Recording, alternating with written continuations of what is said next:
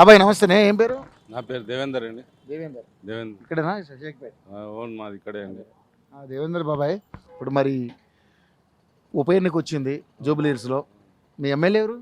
మాదంటి గోపీనాథ్ చనిపోయాడు కదా ఆయన. చనిపోయాడు. మరి ఇప్పుడు ఉప ఎన్నిక వచ్చింది, మరి ఏంటి మరి ఈ ఉప ఎన్నికలో ఎవరు గెలిచే అవకాశం? ఎందుకంటే కాంగ్రెస్, బీఆర్ఎస్, బీజేపీ మూడు పోటీ పడుతున్నాయి.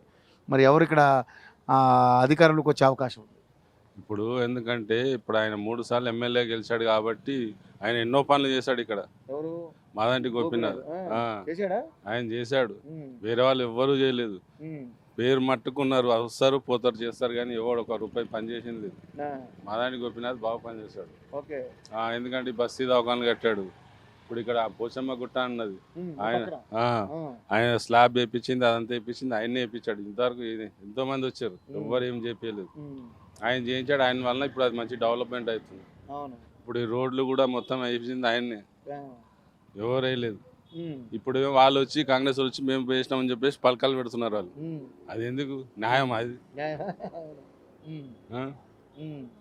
6 గ్యారంటీలు అన్నాడు, ఏ గ్యారంటీ? ఒక కాల్ ఫ్రీ బస్ ఒకటి పెట్టిండు, లేడీస్ అంతా కొట్టుకుంటున్నారు, చేస్తున్నారు. ఏం రావట్లేదు.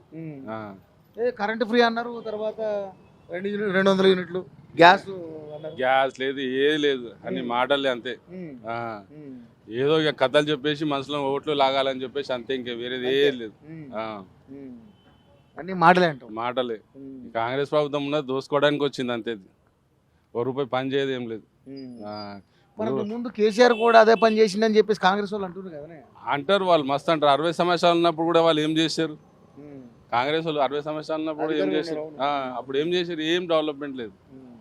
ఇప్పుడు మొత్తం ఈ ఫ్లైఓవర్ కొత్తది కట్టింది, షేక్పేట్ ఫ్లైఓవర్, దానిపైన మొత్తం చెత్త మొత్తం పేరుకపోయింది. ఆ ఫ్లైఓవర్ మీద మీరు ఒకసారి చూడండి, మొత్తం చెత్త ఉన్నది. మొత్తం ఈ రూట్ అక్కడ రాను పోను మొత్తం ఇట్లా కుప్పలు తీసేవాడు లేడు, మెయింటెనెన్స్ లేదు. ఇంతమంది అసలు ఇట్లా ఇంత కనిపించేది కాదు చెత్త, ఎక్కడ కానీ చెత్తకుండి కాదు, ఏం లేదు. ఇప్పుడు ఏం మళ్ళీ చెత్తకుండలు తీసుకొచ్చి అయినా పెట్టిండు, అదే పెట్టి మొత్తం నాశనం చేసేస్తున్నాడు. 10 సంవత్సరాలు ఉన్న తెలంగాణ మళ్ళీ 2 సంవత్సరాల్లో మొత్తం నాశనం చేసేసాడు. ఇప్పుడు మరి కాంగ్రెస్ పార్టీ నుంచి నవీన్ యాదవ్ అనే అతను నిలబడ్డాడు, ఎట్లుంటుంది పరిస్థితి? అయింది ఆయన 2 సార్లు ఎంఐఎం నుంచి గెలిచాడు, ఓడిపోయాడు. 2 సార్లు నిల్చున్నాడు, 2 సార్లు ఓడిపోయాడు.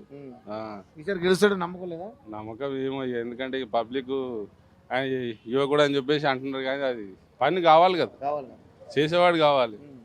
మరి బీజేపీ పరిస్థితి ఎట్లుంటుంది? బీజేపీ చెప్తున్నాడు, కిషన్ రెడ్డి గెలిచాడు ఇంతకుముందు, బద్దం వాళ్ళు అందరు చేసిన ఎవరు ఎంత అది లేదు.